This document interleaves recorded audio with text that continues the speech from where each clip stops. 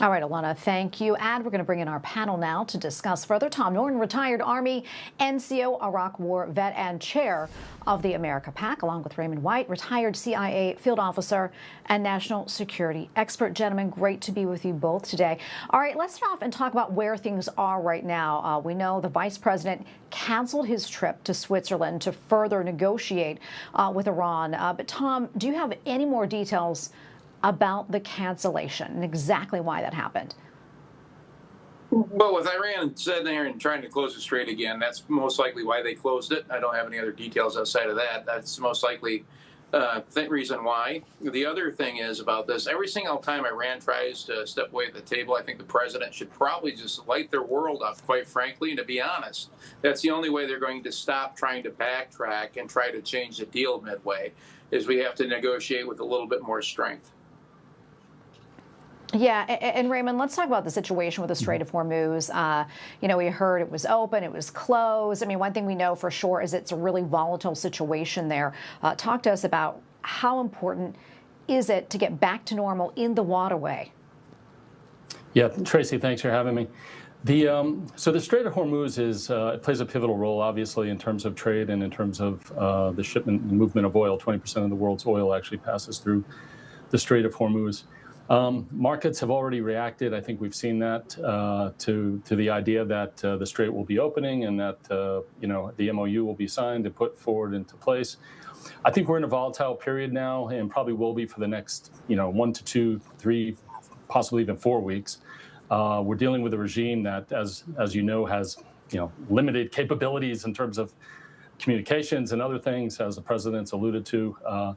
So I suspect whatever happens is going to have a lot of fits and starts. It's going to take some time. There's going to be some trial and error.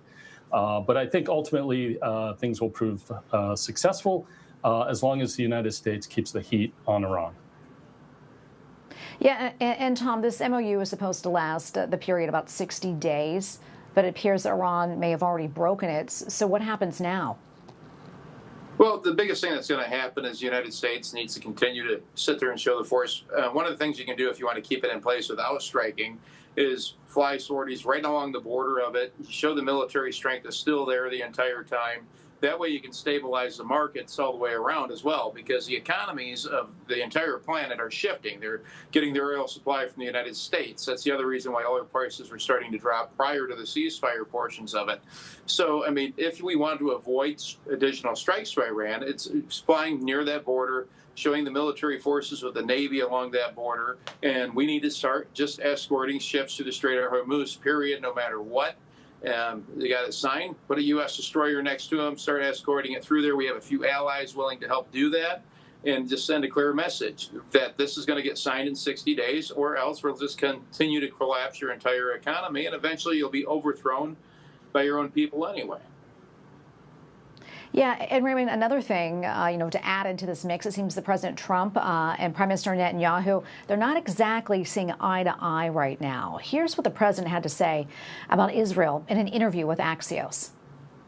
If it weren't for Donald Trump, Israel would have been eviscerated. Your relationship with Netanyahu's... It's good, but we have to keep him a little bit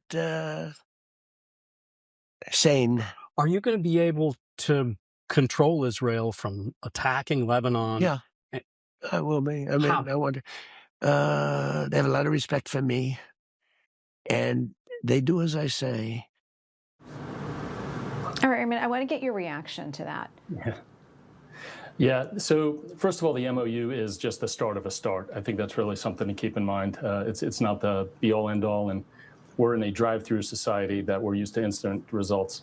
As far as Israel goes, Israel has its own agenda, as does every country. Although they're an ally, even our closest allies have their own agendas. So the United States is really unable to dictate to other countries how to do things and what to do. We can put pressure on them, of course.